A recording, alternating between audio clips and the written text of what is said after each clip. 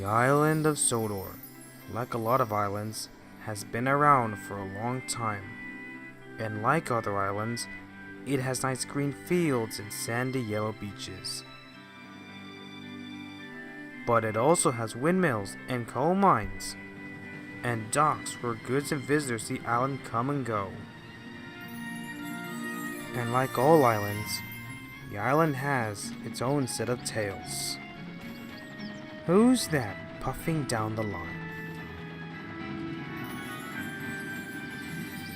Why, it's Thomas! Hello, Thomas! Oh, hello there.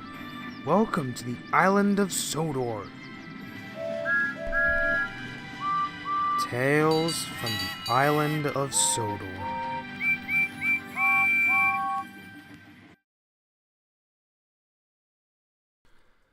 Curiosity, Part 2. A few days later, Hugh was at the sheds at Croven's Gate. He saw the train in the siding. He still wished that Mr. Percival would allow him to take it. Just as his fireman was getting his fire lit, Sir Handel bustled in. Alright everyone, time to show everyone what a smooth rider can do, boasted Sir Handel. Yes indeed, sir, groaned his driver. Ivo watched as Sir Handel switched tracks and slowly rolled up to the trucks.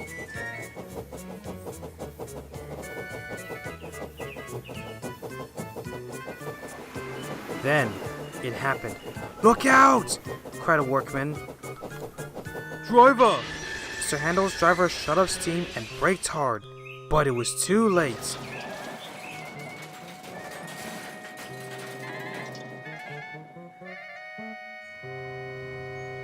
The trucks hit the back of Sir Handel and he came off the rails. Diesel and his driver were cross. What is the meaning of this? Cried Diesel's driver.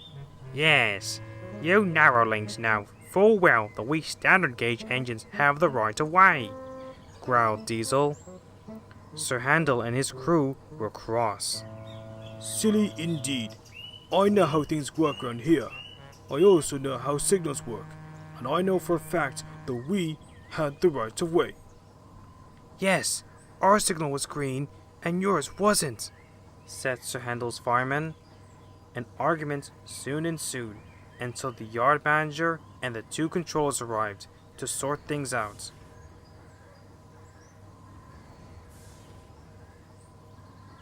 Soon, Rocky and the workmen had cleaned up the mess, but Mr. Percival was not happy. Great. With Sir Handel out of action, who else can I get to take the train to the ammunition dump? He wondered. Then, an idea flew into Ivo's funnel. He looked at his crew. His driver smiled, but his fireman frowned. I know what you two are thinking, and no, you know why we're not allowed to take the train. We aren't experienced enough to take it, said Hugh's fireman. Oh, don't be a stick in the mud, scoffed Hugh's driver. Hugh agreed. The fireman realized that he was outnumbered. Fine, but don't be surprised if Mr. Percival says no, said Ivo's fireman. Don't be so sure about that. I'm pretty sure he'll say no. Oh, come on. Absolutely not. You three are not ready for this type of work. Oh, come on now. Everyone says we don't have enough experience. How can we get experience without experiencing it firsthand? Said Ivo's driver.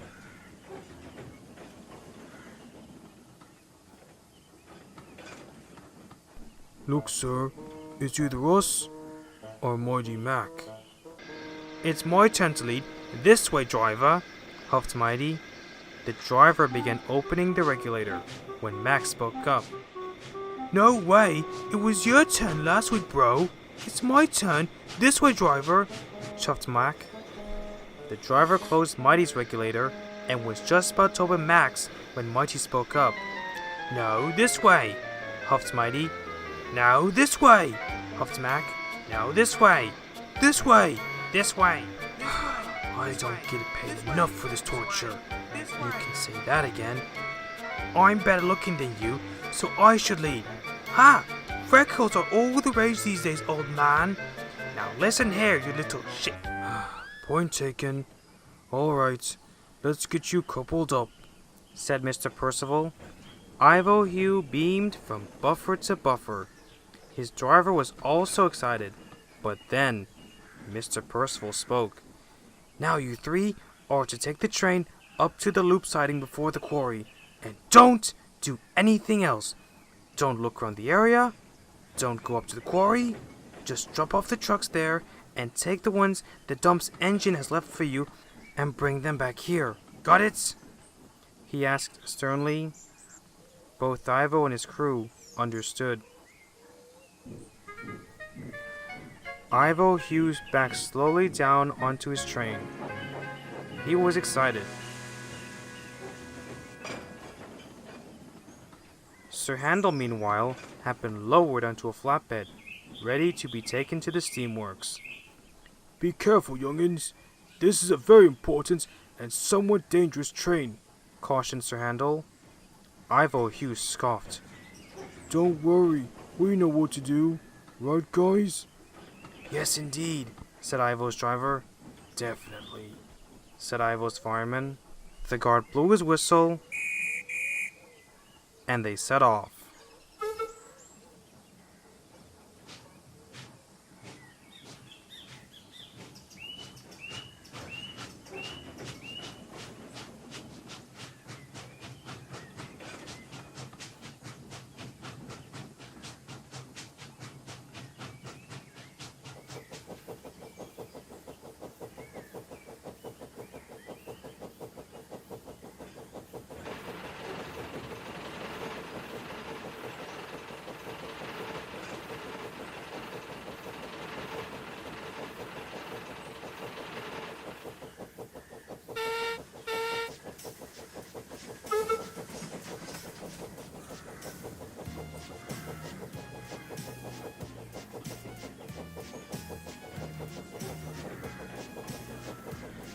Ivo Hugh rolled down the line. He and his driver were enjoying themselves. I can't believe we're doing this. Indeed, this will show Mr. Percival and the others that we're trustworthy.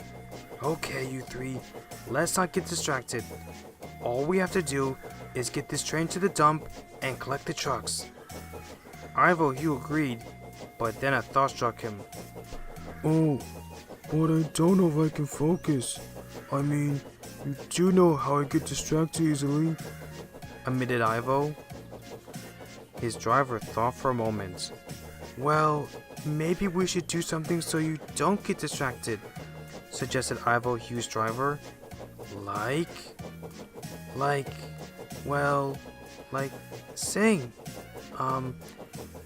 We're gonna chug, we're gonna chew, we've got a delivery to do. Where did you... I overheard it coming from this bizarre show my son was watching. All Trains Go or something like that. I thought it was catchy though. Come on, it'll make the journey a little more unique. We're gonna chug, we're gonna chew, we've got a delivery to do.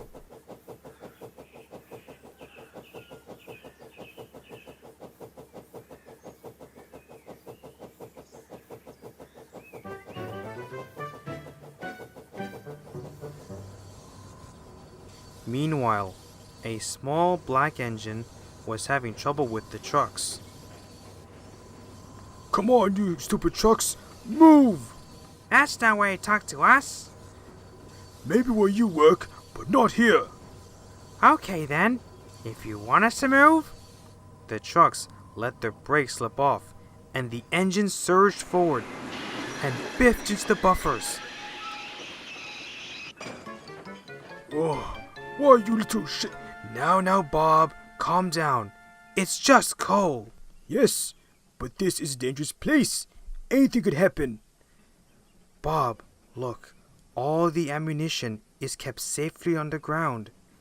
There isn't much danger up here, so calm down. Bob just sighed. You know, maybe you could go to the sidings for a rest, and I could speak to the manager and... No! Interrupted Bob.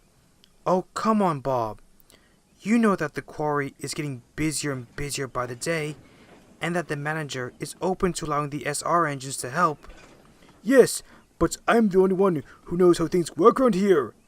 This is not the same quarry where, Peter something broke his funnel, or where that yellow engine fell into the mud, huffed Bob. Yes, but... And furthermore, interrupted Bob, this quarry has had very little issues with me being the only engine running it. I beg to differ. It was the manager. Over the past few months, you've been having more and more trouble with the trucks, breaking down more often, and so on. I think it's time that we get you some help. It's no more than usual. I can manage, sir. The manager sighed. Look, I know you still feel responsible for what happened, but this is just too much work for one engine, said the manager. Bob sighed. Just give me another week to show you that the MOD's engine can handle any job that's thrown at him alone. Okay, but if we get one more slip up, I'm calling my superior to get you some help. Bob was worried. Meanwhile, Ivo Hugh was trundling down the line with the train.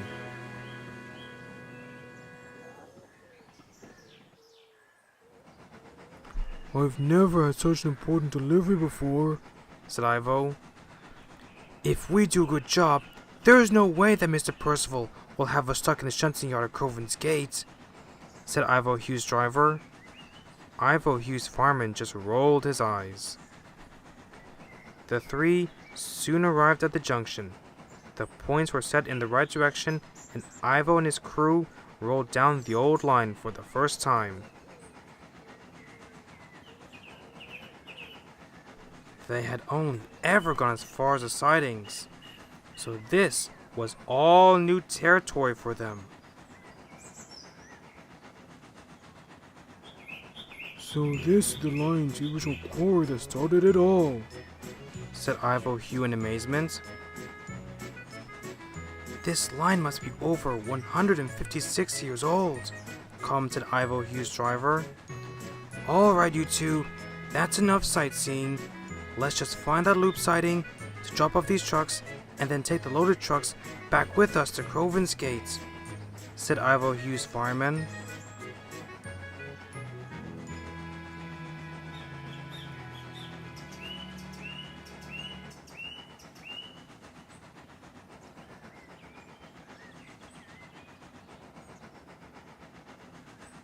The three soon arrived at the siding, but to their surprise, the trucks they expected to take back with them were nowhere to be seen.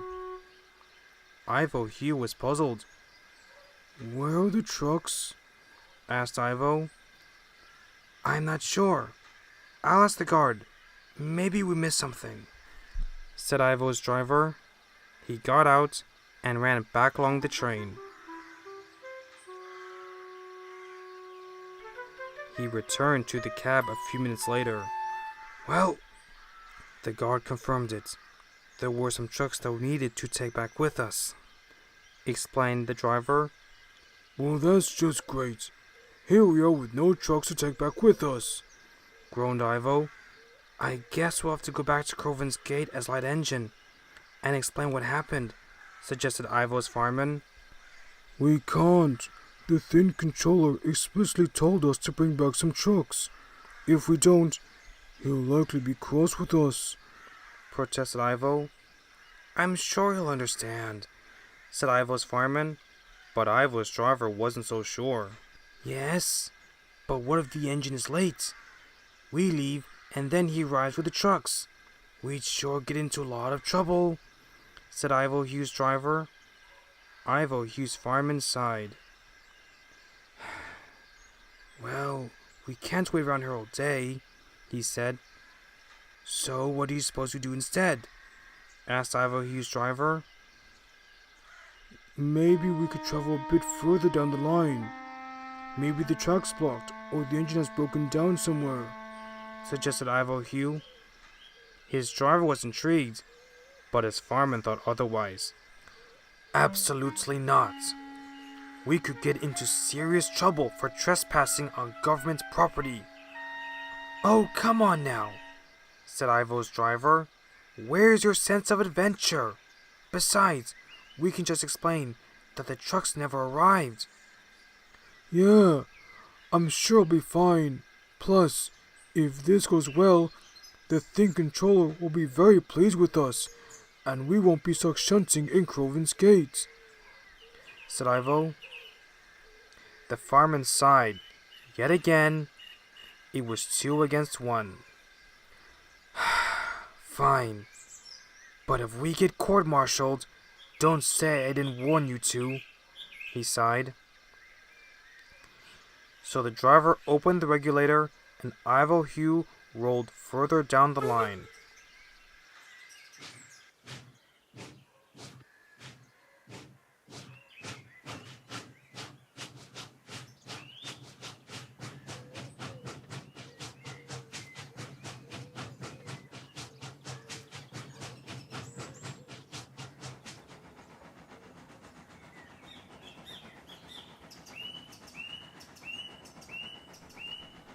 Ivo Hugh and the train rolled slowly down the line. The little tank engine and its driver were excited. I can't believe we're doing this, said Ivo. I know. We're making history for sure. Yeah, like no steam engine has been this far down the line in decades. And we're gonna be the first engine and crew to see the Ministry of Defense engine, said Ivo. The fireman was very scared. Now, you two, we're just here to find the trucks, he said sternly. The 3 rolled further down the line.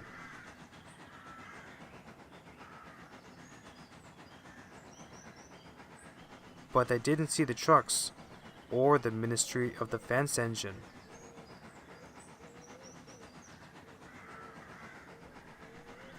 Then, Ivo Hugh's driver shut off steam and braked.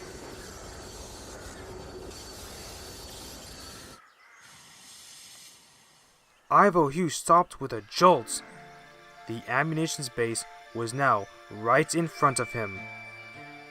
Ivo Hugh and his driver looked around in awe.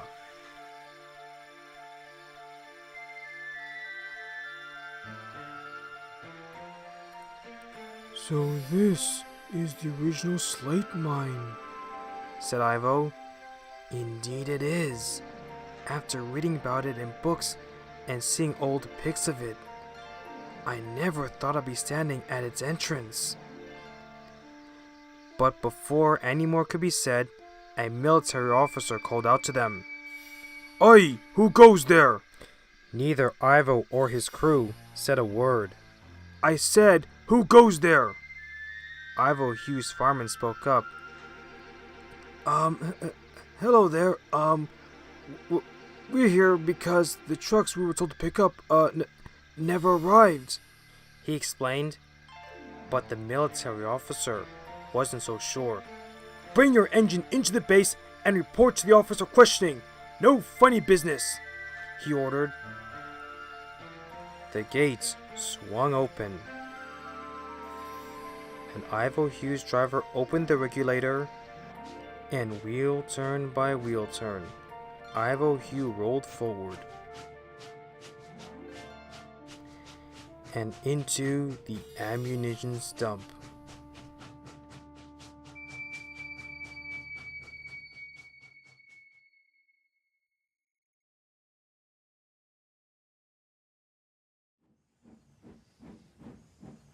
Ivo slowly made his way through the dump. He was impressed, but his mood soon changed. The manager came to see both him and his crew.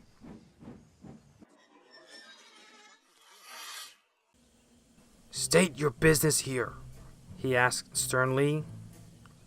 Well, sir, we're just delivering the trucks you ordered, Interjected Ivo's fireman. The manager looked at the trucks. I see. But you're not allowed up here.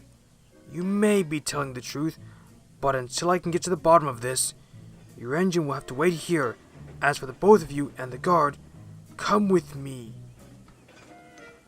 With that, the manager and a very nervous Ivo Hughes crew and guard left. While the workers ascended on Ivo Hughes' train, Ivo Hugh was worried as the workmen inspected both him and his trucks. While this was happening, Ivo Hugh noticed a small black engine rolling from the other side of the quarry.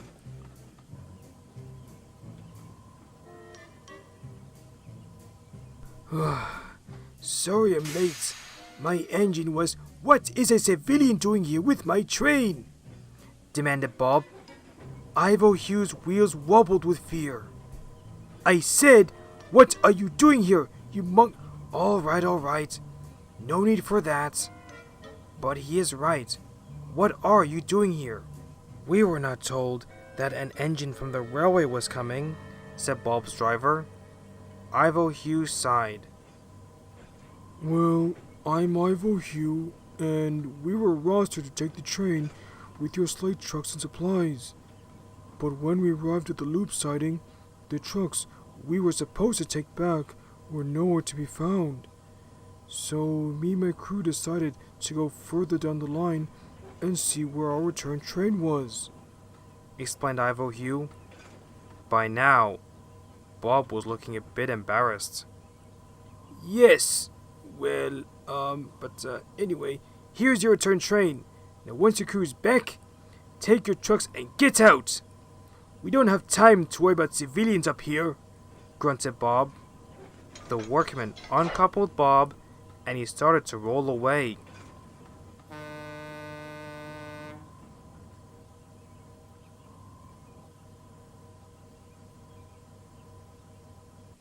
But then, he began to cough and splutter. You okay there? Asked Ivo Hugh. Of course I am, boasted Bob. I'm a Ministry of Defense engine. Been working here for the last few decades, quite well, all by myself. Ivo Hugh was amazed. Wow, but working in a military base like this must be very exhausting for just one engine, especially with the recent increase of slate traffic the others have noticed coming from this quarry. You must long for some help. Bob scoffed. I don't need help. I've been running this place perfectly fine for years. Right, driver? Sure, perfectly fine, sighed Bob's driver. Just then, the manager, along with Ivo Hugh's crew, arrived. Right then, you and your crew are clear to leave. Ivo Hugh was happy. But then, the manager continued. I've also told your controller what had happened.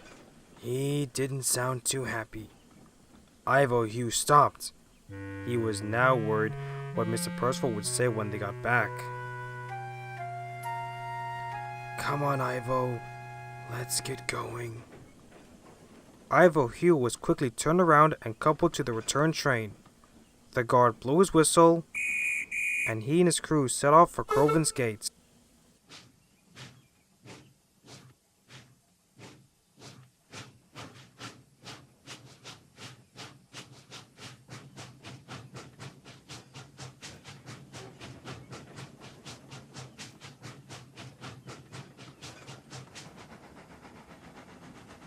Bye, Ivo.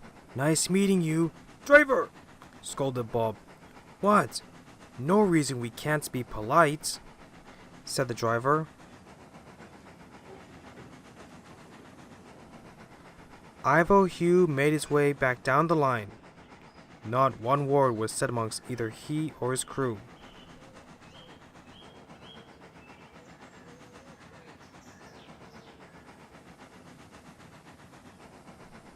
When they got back to Crovan's Gate, Mr. Percival was already there.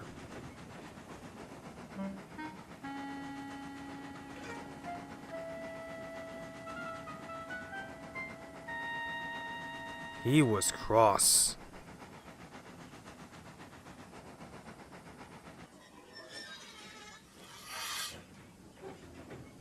What did I tell you three? Sir, I can explain. No, Ivo, I don't want to hear it. I tell you three to do one thing, and you can't even do it. So I guess we'll be shunting trucks here for a while. Oh no! For nearly getting us into big trouble for trespassing on government property, I'm suspending you two from the footplate and having Ivo stay in the shed for the next 3 months, he scolded. Ivo, Hugh, and his crew were speechless.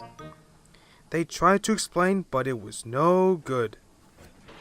Now you three can put the train in the siding over there, and then return to the shed at once.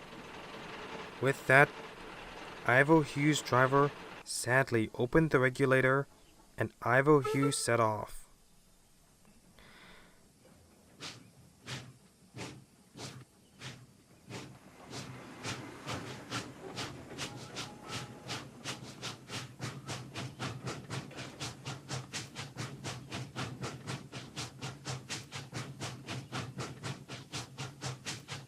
Over the next few days, Ivo Hugh sat sadly in his shed, feeling sorry for himself. The other engines and their crews said nothing to him as they went about their work.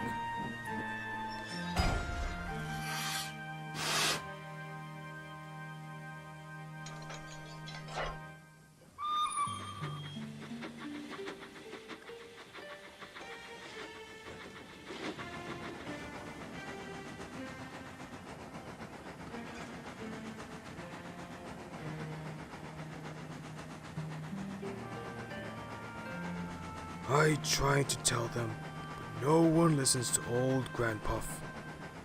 Indeed, said Duke's driver. One night, while Ivo Hugh was in the shed, he started to think about the engine he met at the dump and how much he was struggling with the work.